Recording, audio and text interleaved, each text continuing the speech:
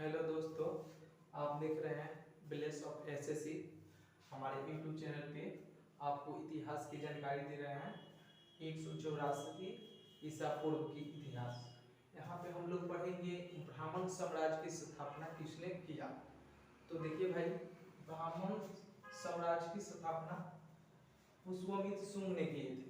यहाँ पे उनके बारे में थोड़ा सा हम लोग विस्तार से जानेंगे। मौर्य वंश की समाप्ति के बाद किस वंश की स्थापना हुई? तो मौर्य वंश की समाप्ति के बाद आपका शुंग वंश की स्थापना हुई। कहता है फिर यहाँ पे है कि मौर्य वंश के अंतिम शासक बृहद की हत्या किसने की? तो पुष्यमित्र शुंग ने बृहद की हत्या की, जो उनके बृहद की सेनापति थी पुष्यमित्र शुंग। यहाँ पे कहते हैं शुंग वंश का संस्थापक किसे कहा जाता है? तो शुंग वंश के संस्थापक पुष्यमित्र शुंग को कहा जाता है, जिन्होंने 184 ईसा पूर्व में शुंग वंश की स्थापना की थी। जो ब्राह्मण साम्राज्य का भी स्थापक कहा जाता है उनको। पुष्यमित्र शुंग की जाति किस जाति के थे? पुष्यमित्र शुंग किस जाति के? तो पुष्यमित्र शुंग ब्राह्मण जाति के थे, जो उस अभी भरद्वाज जो गोत्र है उसमें है, भरद्वाज गोत्र के है। कह रहा है नेक्स्ट में है पुष्यमित्र शुंग शासकों ने अपनी राजधानी कहाँ पे बनाई? तो पुष्यमित्र शुंग जो शासक थे अपनी राजधानी विदिशा में बनाई। दूसरा आपका है यहाँ पे भरहुत स्तूप का निर्माण किसने करवाया? भरहुत स्तूप का निर्माण किसने करवाया? तो यहाँ पे है पुष्यमित्र शुंग ने कराया। नेक्स्ट आपका यहाँ पे हम लोग जानेंगे कि पुष्यमित्र शुंग ने कितने बार अश्वमेध यज्ञ किया था, यानी उसने कितने बार किए थे अश्वमेध यज्ञ? तो 2 बार किए थे। आप पुष्यमित्र शुंग के नेक्स्ट देखेंगे हम लोग। यहाँ पे नेक्स्ट दिया है यहाँ पे पुष्यमित्र शुंग के लिए किसने अश्वमेध यज्ञ कराए? पुष्यमित्र शुंग के लिए किसने अश्वमेध यज्ञ कराए? तो पतंजलि ने कराए थे। आपका यहाँ पे नेक्स्ट क्वेश्चन में दिया है पतंजलि और भास किसके समकालीन थे? पतंजलि और भास किसके समकालीन थे? तो पुष्यमित्र शुंग के समकालीन थे। नेक्स्ट आपका इसमें दिया है कि पुष्यमित्र शुंग ने कितने वर्ष तक शासन किया? पुष्यमित्र शुंग जो थे कितने वर्ष तक शासन किया? तो 36 वर्ष तक उन्होंने शासन किया था। नेक्स्ट आपका दिया है पुष्यमित्र शुंग की मृत्यु कब हुई? उनकी मृत्यु पुष्यमित्र शुंग जी का कब हुई? तो वहां पे 148 ईसा पूर्व में हुआ था, यानी उन्होंने शासन अपना साम्राज्य की स्थापना 36 वर्ष की उम्र में कर लिया था। कालिदास के मालविकाग्नि मित्र नाटक का नायक कौन थे? तो यानी अग्निमित्र थे। यानी कालिदास जो यहाँ पे नाटक के लिखे हुए हैं उसका नाम है मालविकाग्नि मित्र। उस नाटक का नायक अग्निमित्र थे। नेक्स्ट क्वेश्चन इसमें दिया है कि महाकाव्यों की रचना किस काल में हुई? हमारे जितने भी महाकाव्य हैं उसकी रचना किस काल में हुई? तो महाकाव्यों की रचना शुंग काल में हुआ। रामायण, महाभारत और मनुस्मृति, यानी पुष्यमित्र शुंग के काल में यह इसकी रचना हुई। शुंग वंश का अंतिम शासक कौन थे? तो शुंग वंश का अंतिम शासक कौन थे? इसके बारे में दिया है कि शुंग वंश का अंतिम शासक देवभूति थे। उनकी अंतिम शासक देवभूति थे। नेक्स्ट है देवभूति की हत्या कब और किसने किया? देवभूति की हत्या कब और किसने किया? तो देवभूति का आत्महत्या वासुदेव ने 73 ईसा पूर्व में किया था। उनकी हत्या वासुदेव ने 73 ईसा पूर्व में किया था।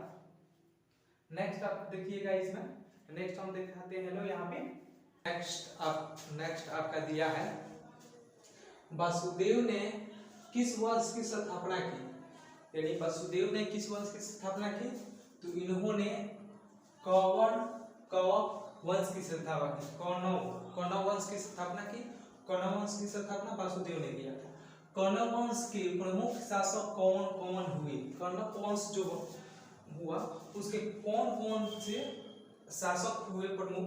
तो इसमें से वासुदेव हुए, भूमिमित्र हुए, नारायण हुए, और सुशर्मा ने हुए। यहाँ पे लिखा है कौरव वंश में कितने वर्ष तक शासन किया, कौरव वंश जो थे वो कितने वर्ष तक शासन किया, तो उन्होंने 45 वर्ष तक शासन किया। 45 वर्ष तक शासन किया। कौन सा, तो कौरव वंश ने। यहाँ पे नेक्स्ट दिया है कौरव वंश का अंतिम शासक कौन था। कौरव वंश जो था उसका अंतिम शासक कौन था, तो कौरव वंश का अंतिम शासक सुशर्मा थे। सुशर्मा, यहाँ पे लिखा सुशर्मा की हत्या कब और किसने किया, सुशर्मा की हत्या कब और किसने किया, तो उसके सेनापति सिमुक ने किया। 27 ईसा पूर्व में सिमुक ने उनकी हत्या कर दिया।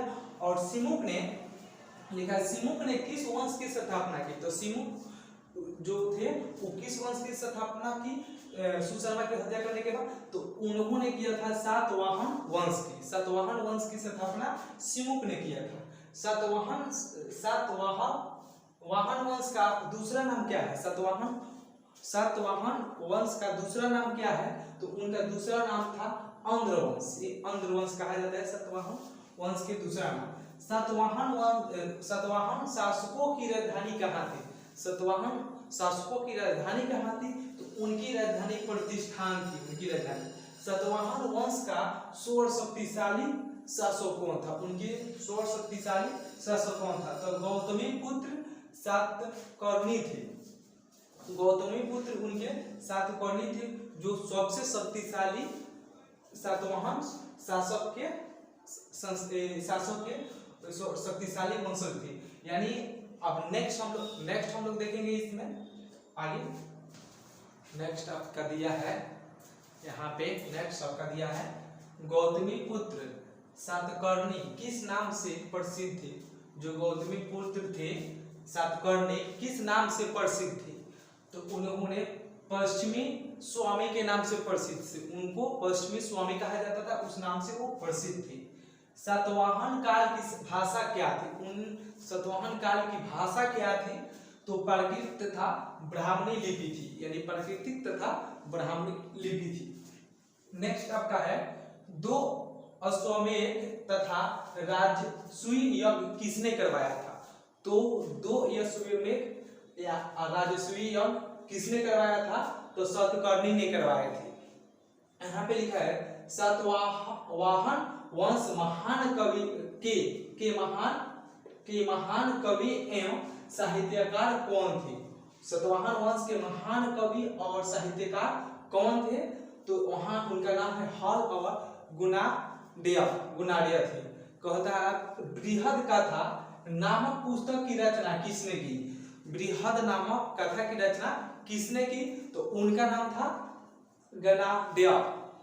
सातवाहन काल की महत्वपूर्ण स्थापत्य कृतियां कौन कौन सी है, यानी सातवाहन काल की महत्वपूर्ण जो कृतियां थी वह कौन कौन थी, तो यहाँ पे दिया है कि कार्ले एवं चैत्य, कार्ले का चैत्य, अजंता एवं एलोरा की गुफाओं का निर्माण,